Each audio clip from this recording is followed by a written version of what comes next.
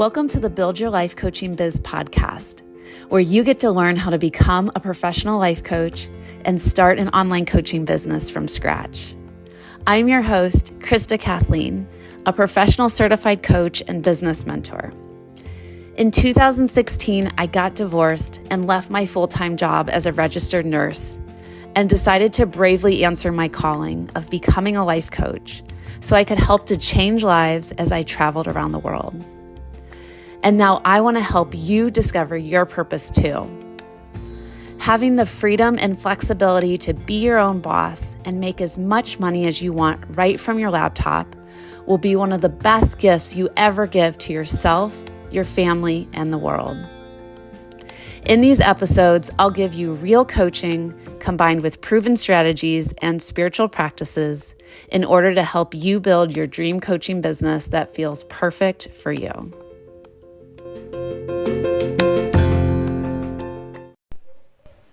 Hello, everyone. Welcome to our Free Training Tuesday, and I hope you're having a lovely day so far. So I am going to be momming and leading this live training at the same time. So if you hear my son Lincoln in the background, that's what's going on because plans change, and his grandma got sick today and wasn't able to watch him. So here we are, and I'm excited to be with all of you. And I just always want to hear from you as well. You know, what part of the world you're located from, what kind of coach you are, and any questions that come up for you during the training. So please feel free to participate. So tonight is going to be more focused on coaching skills than business skills. I know I do a lot of trainings on business building stuff, which is awesome, but that is a separate skill set from being a really great coach. Building a successful coaching business is completely different from feeling confident and knowing how to professionally coach someone to get them transformational results. And so there's something that I see a lot of coaches doing in their coaching sessions that is actually hurting and harming their clients. And coaches aren't doing this intentionally, right? We love helping people. We never, ever are intentionally trying to hurt or harm people. But a lot of times what happens is we don't have this awareness, and then we think that we're helping people, but we're actually not. And when I first started out as a coach back in 2016, this thing that I'm going to be talking with you tonight, I did this all the time because I didn't have formal coach training yet. So I was just trying my best, and I thought that coaching was all about like telling people how to live their life and giving them this awesome guru type of advice. And that's actually not what coaching is about. And that's what I learned after going through coach training. But I was so shocked about what professional coaching really is. And so until you've gone through coach training, you're probably gonna be doing this one thing unknowingly. And so that's why I'm really excited for this training tonight, is because this is going to help you to build that awareness. And then once you have the awareness, you know, you can make a conscious effort not to do this when you're coaching clients, or maybe you haven't had any coaching clients yet. And that's okay too. But now, you know, you'll know before you start coaching people. And just so you know, also, this is something that I teach in my coach training program that'll be starting, the second round will be starting in fall of 2022. So if you're watching this training tonight and you're like, oh, I want to learn more, I really want to learn more about how to become a professional certified coach and how to really make sure that I'm getting my clients these life-changing, transforming results and doing it in a way that's going to be best serving them and helping them, then coach training might be the next best step for you in the fall. Let's see, we have Julie on from Alaska. Hello, I'm so excited that you're here right now. Julie, I'm going to be flying into Fairbanks, Alaska at the beginning of April for a yoga retreat. So I'm going to be in your state here very soon. For anybody else that's watching live, make sure you pop on and say hello.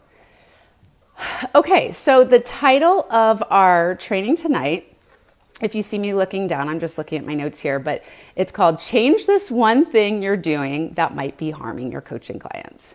And we're going to actually be going over some ICF core competencies as well. So there's 8 updated core competencies. And when I say the term ICF, that stands for International Coaching Federation. So I have my PCC, Professional Certified Coach credentials, and then the coach training program that I've created is also to help coaches get their PCC credentials through the ICF, which is the top credentialing body in the world for coaches. And they really make sure that coaches have quality training and background before they start charging a lot of money for their coaching services, to make sure that we're coaching, like I said, in the most correct, best way that's going to serve our clients and truly help them. So, all right. So not to keep you all waiting. And I just wanted to give a little bit of a disclaimer as well. Most of the time, I don't try to assume that you're doing something, because I honestly don't know what you're doing in your coaching sessions. I don't know what you are doing or you're not doing. But like I said, I'm fairly certain that probably almost everyone who's going to watch or listen to this is doing this thing that I'm talking about. And because I still to this day am making sure that I'm not doing this thing in my coaching session. And it's really hard, and it's a big struggle, and it's something that I'm going to be working on my entire life as a professional coach, and you will be as well, as if you're, really dedicated to this career. So the biggest thing that we're doing that is, keeping our clients stuck, keeping them lazy, could potentially be harming them, is giving them advice. Okay, maybe you've heard this before, maybe you haven't, but giving our clients advice, telling them what to do, and telling them how to live their life. So raise your hand or type me in the comments if you thought that coaching is about giving your clients life advice. Okay, that's what I thought coaching was all about in the beginning. I had no idea what it was. I just kind of formed an idea in my head, and I thought it was basically telling your clients how to live their life. Okay, so be honest if that's what you thought, because I did for the longest time, but that's actually not what coaching is about.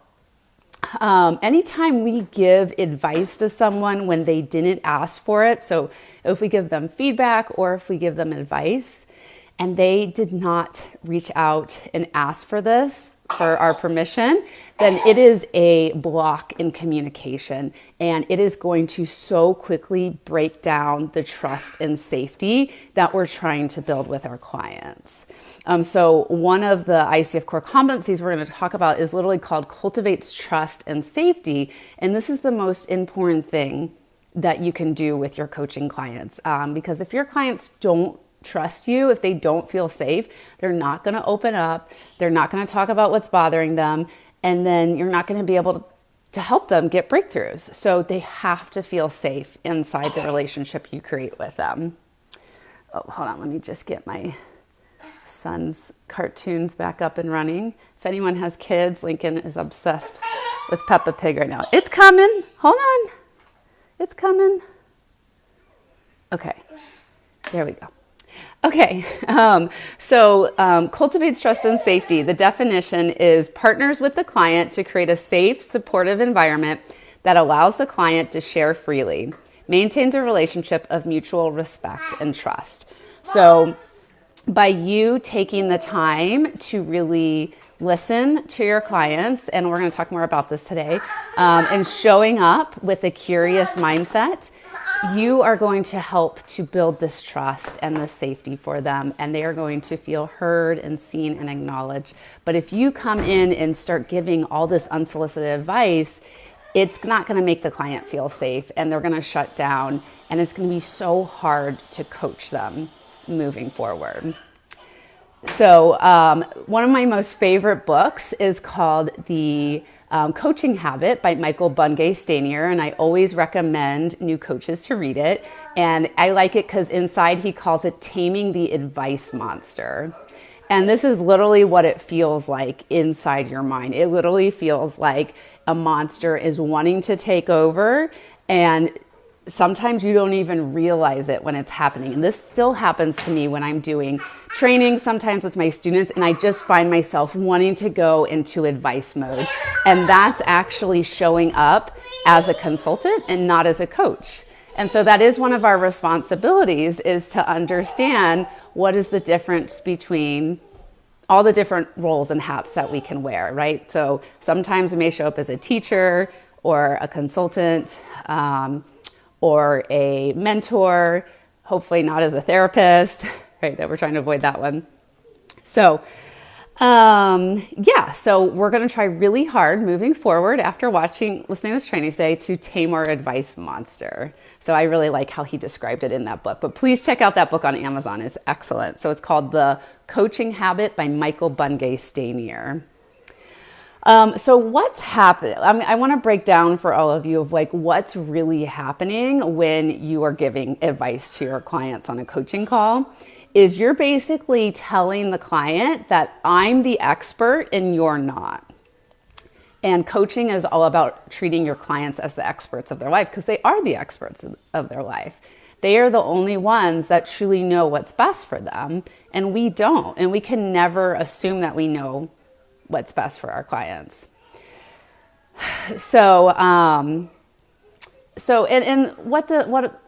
What also happens with this as well is we're teaching people not to trust themselves or to trust their ideas, and it's not building their confidence, and it's disempowering too. So there's a lot of psychological things going on when we're giving someone unsolicited advice. And again, right, this is not to shame anyone here, but it's just to create this awareness of how disempowering it can be to give our clients advice when they did not ask for it. So for example, last night I went to a speed dating event. I've always wanted to try speed dating. I've seen it in all the movies. And we had to, have 5-minute conversations with 14 different men. And I think it was like guy number 9. I don't know what he was trying to do, but he thought it was really cool to like play my therapist for the moment. And he goes, "Oh, you look like you're really nervous right now. I notice that you're crossing your arms. You look really nervous. Why are you nervous? You shouldn't be nervous right now." And like, I immediately got so put off when he did that because first of all, he had no idea how I was feeling. I never once said I was nervous. I felt like he was trying to diagnose me or fix me. And then he tried to give me advice saying you shouldn't feel like that. So all of those things, I just so quickly shut down after that, and I did not want to talk to him anymore. So they're little and small things, but they're big things at the same time. So what would have been more appropriate for him to do is use more like neutral language and say, how are you feeling right now? And then he can maybe say something like, "Hey, I noticed that," you don't ever want to use, like, you don't ever want to put words into people's mouth, but he can just say like, "Hey," I think that just the biggest thing is like, "Hey, how are you doing right now? How are you feeling right now?" And then just keeping it open-ended like that. And then I could speak up and say, "Hey, I'm just feeling a little bit nervous or feeling a bit overwhelmed." And that would feel so safe for me to do that because he opened that door, he opened that invitation. But as you can see, he went right to trying to tell me how to feel. And then, sorry, just hearing my son in the background. And then telling me that I shouldn't feel that way. So very quickly broke down the communication there. And then I just felt judged as well. A lot of times when we give advice, it can come off as very judgmental. And again, I know that we're not trying to do this to people, but this is just a lot of times how it's gonna come off. So, also a big thing too is when we're trying to tell people what to do and live their life, people like their own ideas the best. We're all kind of egotistical and narcissistic in a way, and we really do prefer our own ideas. And so on a coaching call, we want to ask our clients, what is it that you want to commit to doing after our call today, right? When you're designing actions at the end of a call, you want to keep it open-ended, and you don't ever want to tell your clients what to do. You don't want to give them homework.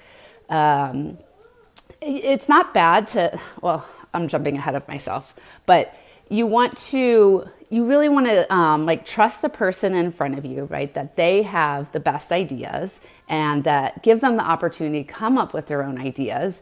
And then if they don't have any ideas, you can say something along the line of like, "Hey, I have some ideas. Are you open to me sharing them with you?" So if you ever do feel called to give advice on a call, and that's totally okay. I don't ever want to say, don't give advice on a coaching call or don't make suggestions, you always just want to ask. It's just so important to ask for permission first. So you can say something along the lines of like, would you be okay with me sharing something with you that I think could be helpful here? Right? And then once you have their permission, then you can share an idea or a thought. And then after that, I always bring it back to the client and I say, okay, what did you hear in what I just shared? Or did anything stand out in what I just shared with you that you liked or didn't like? Right? Again, bringing the focus back onto them, because this call is not about me. And then not being too attached to what I just shared, right? Like they could totally shoot it down and say, actually, no, that wasn't helpful at all. Or no, that wasn't what I needed. And even though that might be hard to hear, it's totally okay for the client to say that. So these are things that I wish someone would have told me as a new coach. It would have helped me so much, but this is why I'm here telling it to you right now. So just remember that people like their own ideas the best, and they're more likely to follow through and take ownership when it is their idea, it is their own thought versus you giving suggestions or telling them what to do. So I've always noticed that in the past when my advice monster would really take over and I was trying to tell my clients what to do with building a coaching business, that they wouldn't follow through. They kept showing up to the calls and saying, well, I didn't do this, I didn't do that. And I was getting really frustrated and I didn't understand what was going on.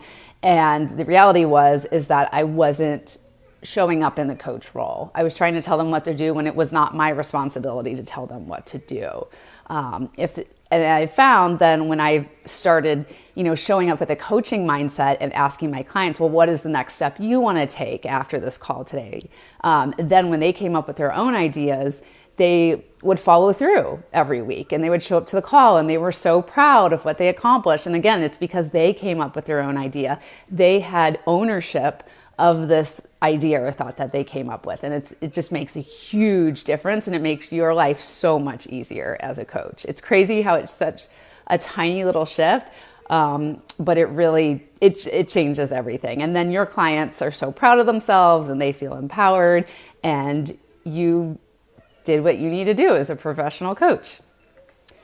Okay, let's see what else we have here. So if anyone has any questions or thoughts, feel free to pop them in the chat right now. I'd love to hear from you. I just always love to know what's coming up for you during these trainings.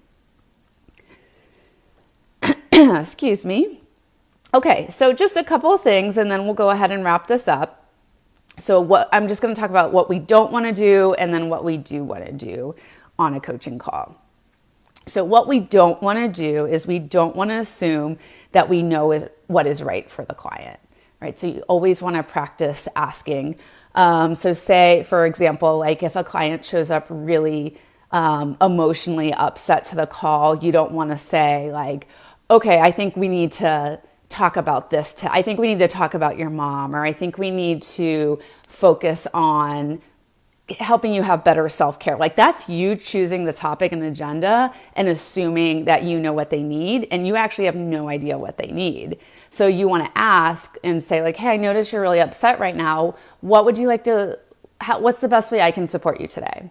And then you're letting the client lead and then they're telling you what they need versus you assuming.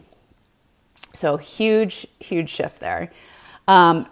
Obviously, don't give advice. And a lot of times when we do give advice, we're going to give it from our own like lens and perspective and biases. And we all have them at the end of the day. We're not free from them. And this is why it's so, so, so important for coaches to have their own coaches and to have their own therapist and have their own support team. So we can really be aware of if we're projecting anything onto our clients too, which can be really harmful. And then a lot of times this is what happens when we go to like our friends and family for advice too, right? I remember when I had just gotten divorced and I lost my job and I was trying to figure out what I should do next. I was so lost and confused and upset. And I asked my family, I was like, I don't know what to do right now. And they were all telling me, they're giving me all these like ideas that were not helpful. They're like, you need to sue your ex-husband, take all his money, and then you need to go quickly get back into nursing, get into the nursing world and get a nursing job set up and just all these things that I didn't want to do. And then luckily I had a life coach at the time. And so she said, well, Krista, what do you want to do now? And it was such a simple question, but it was so powerful, right? Like she wasn't telling me what to do. She was asking me, what do you want to do?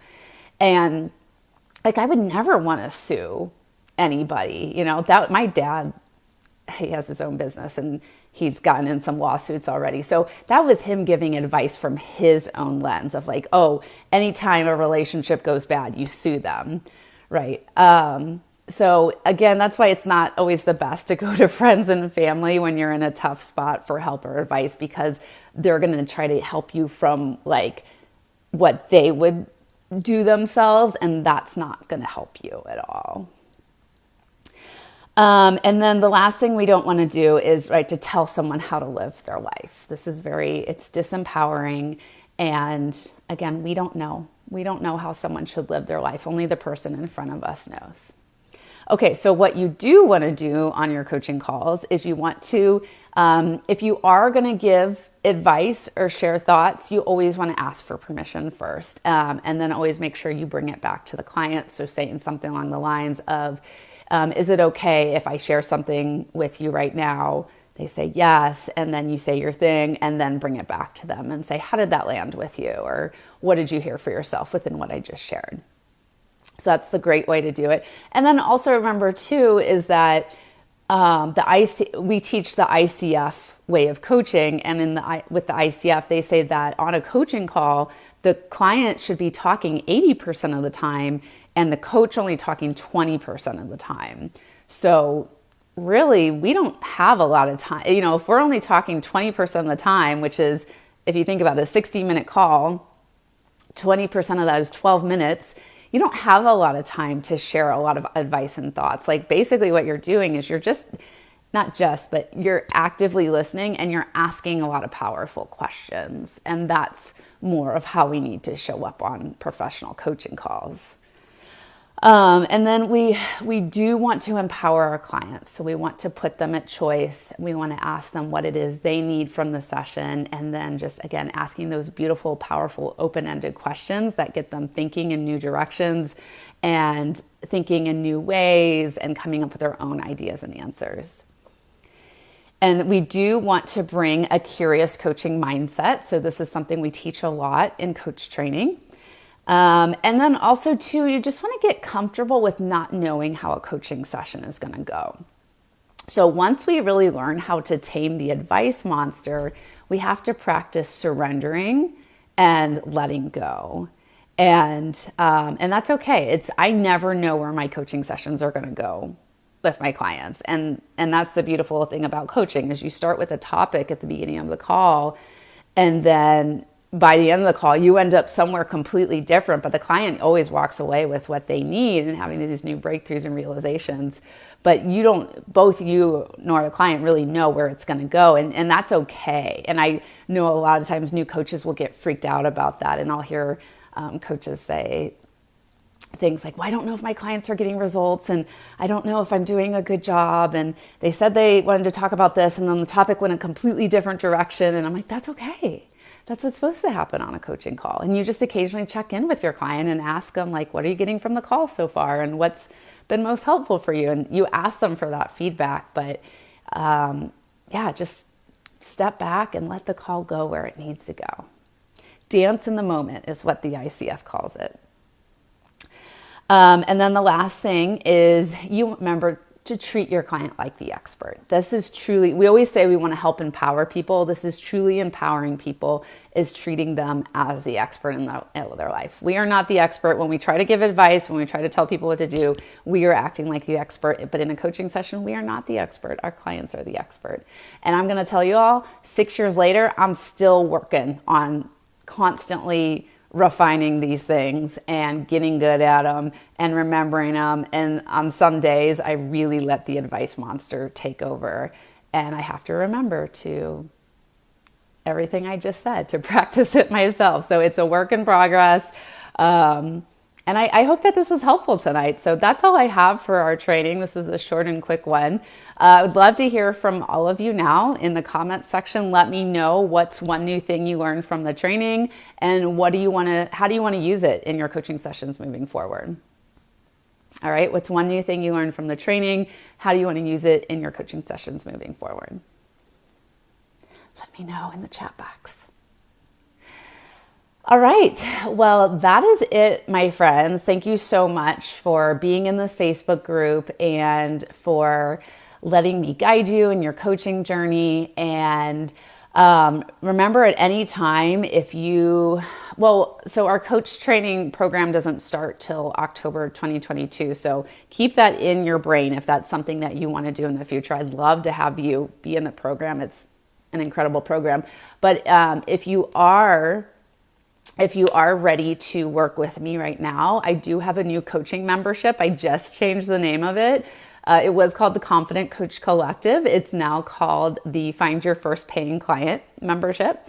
And so if you're ready to start coaching, if you're ready to find your first paid client, and you're ready to start making money and building your coaching business, then this is the membership that you're going to want to join.